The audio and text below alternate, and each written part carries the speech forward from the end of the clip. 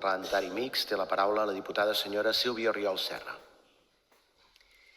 S'ha vist amb cor d'assenyalar i pronosticar el fracàs a la força més petita d'aquesta cambra, però ha estat incapaç d'entomar cap mea culpa davant la situació d'inestabilitat política que el seu govern minoritari ha causat i que impedeix que el país avanci o prosperi.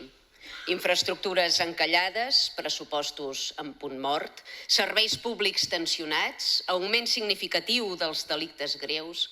El seu relat optimista no troba una sola dada contundent a on aferrar-se. Creu que el poble de Catalunya s'acontentarà amb un fals somriure dels seus o amb eslògans mercantils buits promocionats amb diner públic? És el govern de tots, el govern que signa un cordó sanitari contra 120.000 catalans? És el govern de tots, el govern que condona deutes als Mena i deixa en llista d'espera els avis que han de cobrar l'ajut a la dependència?